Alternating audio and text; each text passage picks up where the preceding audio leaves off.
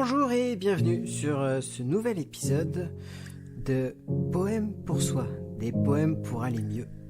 J'espère que tu es bien installé parce que ça démarre maintenant.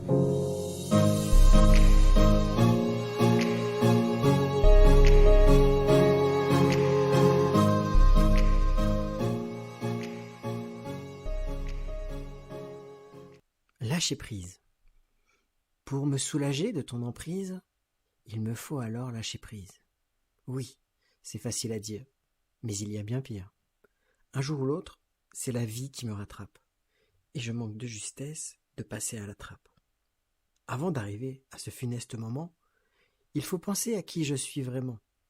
Se laisser aller est alors la clé, et il ne tient qu'à moi de me décider. Penser fort à tout ce que je n'aurai jamais plus, et une partie de moi ne sera plus exclue. Maintenant je vais pouvoir avancer et ne plus jamais être prisonnier. Dans le plaisir je peux me libérer, car mon fardeau s'en est allé. En lisant ce poème sur le lâcher-prise, il y a une chose qui me vient à l'esprit, c'est la Reine des Neiges. J'avais déjà fait 2 vidéos qui parlaient de la Reine des Neiges sur ma chaîne YouTube. Une première où je parle du changement et une deuxième où je parle d'intelligence émotionnelle. Mais je voudrais juste que tu portes ton attention sur la chanson phare du film de la Reine des Neiges, celui qu'on a tous entendu des milliers et des milliers de fois, surtout si on a des enfants, mais en anglais. Parce qu'en anglais, la chanson dit « let it go », qui est de laisser aller. Et alors, on peut se poser la question, pourquoi, dans la version française, elle dit « libérer, délivrer ».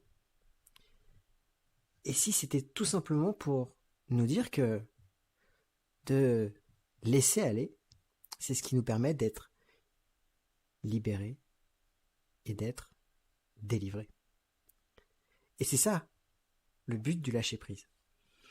Il y avait une histoire que j'aimais beaucoup, toujours racontée par un leader de mon marketing de réseau.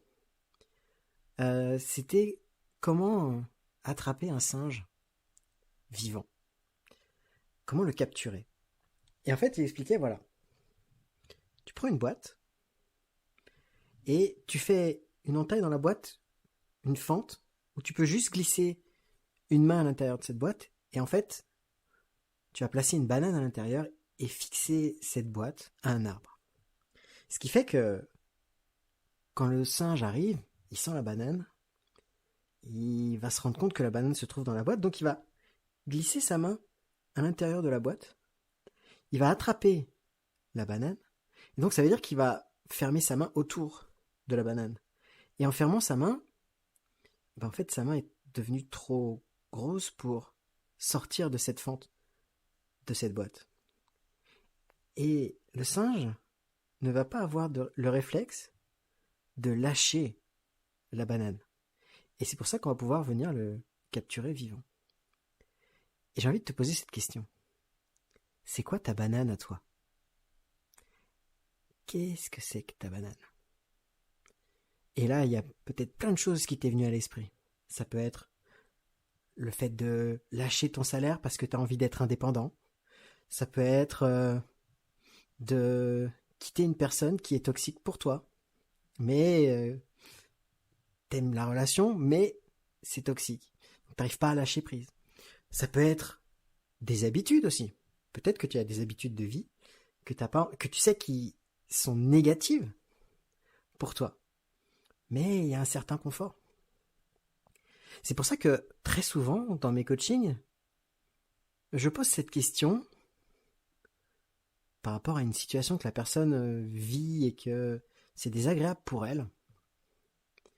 C'est qu'est-ce que cette situation te permet d'être, d'avoir, de faire ou de maintenir. C'est finalement demander, ok, c'est quoi les avantages de cette situation ? J'utilise ça aussi pour parler d'addiction. Parce que on peut très bien enlever une addiction juste sous hypnose, par exemple, en dégoûtant la personne de la cigarette. Et j'avais une histoire que j'avais entendue où justement la personne, sous hypnose, on lui a vraiment mis ce dégoût de la cigarette. Et du coup, elle s'est arrêtée de fumer parce que ça la dégoûtait. Dès qu'elle voyait une cigarette, elle était pas bien, etc. Et donc, elle a complètement arrêté de fumer. Et donc, ça a marché. Sauf que la personne qui lui a fait l'hypnose n'est pas allée travailler les avantages de la cigarette. Ce qui fait que ce qui s'est passé, c'est que ce monsieur est rentré en dépression. Il est rentré en dépression parce que il était commercial. Et tous les bouclages de, on va dire, la finalisation de ses ventes se faisait pendant la pause cigarette. Et donc, comme il ne fumait plus, il ne pouvait plus faire les pauses cigarettes. Donc, en fait, il ne pouvait plus finaliser ses ventes. Donc, il est important de délocaliser ses avantages. Donc, si tu as une addiction, peut-être, ou quelque chose que, justement, tu gardes et qui est négatif pour toi, bah, c'est de te poser cette question. Qu'est-ce que ça me permet d'être, d'avoir, de faire ou de maintenir? Et de voir, ok, où est-ce que je peux délocaliser ça? Si par exemple j'avais cette addiction à la cigarette, bon je fume pas, mais si j'avais cette addiction, bah, je regarderais c'est quoi les avantages pour moi. Si par exemple l'avantage ça serait peut-être d'avoir plus de lien social, d'être capable d'aborder quelqu'un pour lui demander du feu et de pouvoir commencer à discuter avec cette personne. Si j'arrête de fumer parce que je sais que c'est négatif pour moi, en fait je vais perdre le lien social en réalité. Et donc, c'est de regarder comment je peux faire, comment je peux délocaliser cet avantage pour faire du lien. Peut-être que je peux apprendre des phrases d'accroche pour pouvoir aborder quelqu'un que j'ai envie de connaître ou de discuter, en fait. Tout simplement. Alors, je dis tout simplement, mais certes, c'est simple, c'est pas forcément facile. Donc, c'est pour ça que c'est important de s'entraîner, de réfléchir. Mais ce qui est à la base de cette nouvelle action, c'est sortir de sa zone de confort. Et en vrai, sortir de sa zone de confort, c'est pas ce qui se passe. En réalité, on ne sort jamais de cette zone de confort.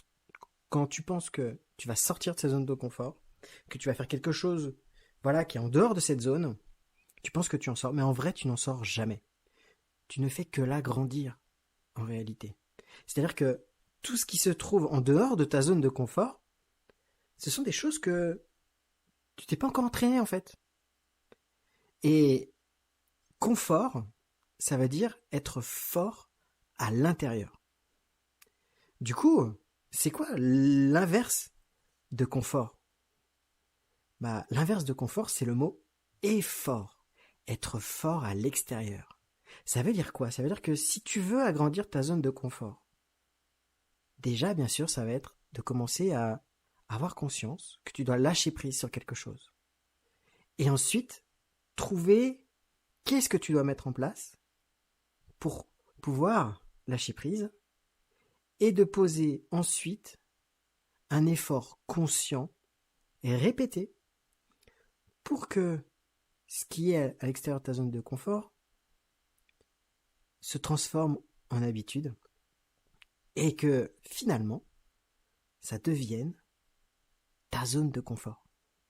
Donc, on ne fait qu'agrandir sa zone de confort quand on est capable de lâcher prise sur ce confort et derrière de faire des efforts conscients et répétés.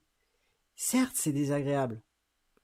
Et justement, maintenant, tu commences à avoir les clés pour comprendre ce que tu ressens quand tu es dans cet effort. C'est-à-dire que, quand tu fais cet effort-là, ça fait peur. Peut-être qu'à un moment donné, ça va peut-être te mettre en colère par rapport à ce qui se passe. Peut-être que, finalement, tu vas être triste par rapport à cette situation. Peut-être que tu dois lâcher quelque chose, justement, qui te rend triste. peut-être aussi que de faire ces efforts-là, si tu as cette vision à long terme, ça va peut-être te procurer de la joie qui va te permettre de poser cet effort. Et tu sais, moi, l'effort, le mot effort, c'est un peu comme Gaston Lagaffe. Je sais pas si tu sais, dans les BD, en fait, dès qu'il y avait le mot effort, Gaston, il éternuait parce que, parce que du coup, il était allergique à l'effort. Et en fait, c'était un peu mon cas. C'est-à-dire que je supportais pas faire des efforts. Mais de voir ce que veut dire le mot effort, que c'est être fort à l'extérieur, change complètement cette vision des efforts. Parce que je sais que, en le faisant, à un moment donné, ça va devenir ma zone de confort. Peut-être que tu as déjà entendu cette règle dans le développement personnel qu'il faut 30 à 90 jours pour avoir une nouvelle habitude. Euh, déjà, avoir 30 à 90 jours, c'est quand même une marge de 1 à 3 mois. Pourquoi déjà on a cette marge-là Pourquoi certaines personnes disent non, il faut vraiment 3 mois pour créer une nouvelle habitude En fait, les gens ont besoin d'un cadre temporel, la plupart du temps. Moi, je me souviens, dans mon marketing de réseau, quand je commençais à atteindre un certain niveau, il y avait des gens qui venaient de démarrer ou voilà, ou qui, ça faisait quelques mois qu'ils étaient dans l'activité, qui viennent me voir et qui me disent, mais combien de temps t'as mis pour arriver là où tu en es? Bah, ouais, mais non, t'as pas besoin de savoir combien de temps j'ai mis. Parce que c'est pas parce que moi j'ai mis 1 an et demi que toi tu vas mettre 1 an et demi. Peut-être que tu vas mettre 6 mois. Peut-être que tu vas mettre 3 ans. Mais voilà, ça va être le temps dont tu as besoin. Donc, si c'est pas le temps, la clé, qu'est-ce que c'est? Eh ben, c'est la répétition. Ça veut dire que si tu décides d'avoir une nouvelle habitude qui te prend aujourd'hui une heure par jour, par exemple. Tu fais 1 heure par jour, quelque chose qui est en dehors de ta zone de confort. Eh ben, peut-être qu'il te faut 90 heures, donc 3 mois, 90 heures pour que ça devienne ta zone de confort et que ça devienne une nouvelle habitude. Parce que tu le fais 1 heure tous les jours pendant 90 jours. Mais si tu le faisais 3 heures par jour, et ben en fait, si tu le faisais 3 heures par jour, il te faudrait que 30 jours pour avoir cette nouvelle habitude. Et si tu le faisais 9 heures par jour, si tu fais ça pendant 9 heures par jour, il te faudrait que 10 jours pour avoir une nouvelle habitude. En fait, c'est la répétition qui va te permettre de créer une nouvelle habitude et donc d'agrandir ta zone de confort. Et quand tu es en conscience de ça, c'est beaucoup plus facile de lâcher prise. Et ça, c'est vraiment la clé qui va te permettre d'avancer. Et c'est pour ça que je dis dans le poème, il ne tient qu'à moi de me décider. C'est-à-dire que c'est une décision. La décision, c'est quelque chose d'hyper important. Tu dois être capable de décider ce qui est bon pour toi. Et à partir du moment où tu prends cette décision, tu es en train de dire à ton cerveau ce que tu veux vraiment. Et ton cerveau va faire ce que tu lui demandes avec précision et aussi avec répétition. Voilà pourquoi la répétition t'aide aussi à lâcher prise. Mais une fois que tu as décidé, t'y vas, tu fonces en fait. Et puis après, tu ajustes. Et c'est ok. On peut ajuster cette décision. D'ailleurs, c'est vraiment la base d'un leader. Un leader doit savoir le moment où on pose la réflexion sur une situation, qu'est-ce qu'on va faire, on met les différentes solutions qui sont possibles sur la table, etc., avec l'équipe. Et une fois que la décision est prise, c'est au leader de faire en sorte que l'équipe se focalise sur cette solution-là. On a décidé ensemble que ça serait ça la meilleure, on y va à fond, jusqu'à temps qu'on ait des indicateurs peut-être qui nous disent que c'était peut-être pas la bonne solution. On aura le temps de voir à ce moment-là. Mais le leader doit être capable de limiter, en fait, le nombre de choix possibles une fois qu'on a pris la décision. Et du coup, il doit aussi accompagner le leader sur ce lâcher-prise par rapport à son équipe et expliquer pourquoi, les choses, etc. Et c'est ça aussi être un bon leader. C'est amener les gens et son équipe à sortir et à agrandir surtout cette zone de confort. Voilà, j'espère que cet épisode t'a plu, que tu vas être capable aujourd'hui de lâcher prise. D'ailleurs, tu sais quoi? Je t'invite à poser des petits challenges de lâcher prise. Tu as des petites choses que tu fais d'habitude qui, tu sais que c'est pas top pour toi. Et bah, tu vas te challenger. Et d'ailleurs, je te challenge à ne plus les faire. Et tu sais quoi? En faisant ça, tu vas développer ton énergie de volonté. Et pour les gens qui fument, par exemple, la cigarette, en fait, te pompe toute ton énergie de volonté. Et du coup, bah, c'est difficile d'avoir la volonté d'arrêter. Mais si tu te challenges à faire des petits défis de volonté comme ça, de lâcher prise sur des petites choses, une sucrerie après le café du midi, des petites choses comme ça, juste des petites actions qui te demandent très peu d'efforts, bah tu vas muscler ta volonté et tu vas pouvoir aller petit à petit et bah, lâcher prise sur des choses qui seront beaucoup plus grandes. En tout cas, si ça te parle, n'hésite pas à m'envoyer des messages, me faire des retours sur ce que je t'ai dit. N'hésite pas à partager aussi si tu vois qu'il y a des gens autour de toi qui n'arrivent pas à avancer ou qui sont bloqués dans certaines situations. Voilà, et bien sûr, tu peux retrouver toutes mes infos sur mon site alantapia.fr et bien sûr tous les autres podcasts d'avant si tu n'as pas eu l'occasion de les écouter. Je te remercie, je te souhaite que des bons moments et beaucoup de lâcher prise, et je vais finir en relisant le poème. Ciao. Lâcher prise. Pour me soulager de ton emprise, il me faut alors lâcher prise. Oui, c'est facile à dire, mais il y a bien pire. Un jour ou l'autre, c'est la vie qui me rattrape. Et je manque de justesse de passer à la trappe. Avant d'arriver à ce funeste moment, il faut penser à qui je suis vraiment. Se laisser aller est alors la clé. Et il ne tient qu'à moi de me décider. Penser fort à tout ce que je n'aurais jamais plu, et une partie de moi ne sera plus exclue.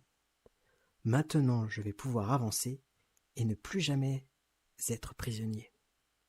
Dans le plaisir, je peux me libérer, car mon fardeau s'en est allé.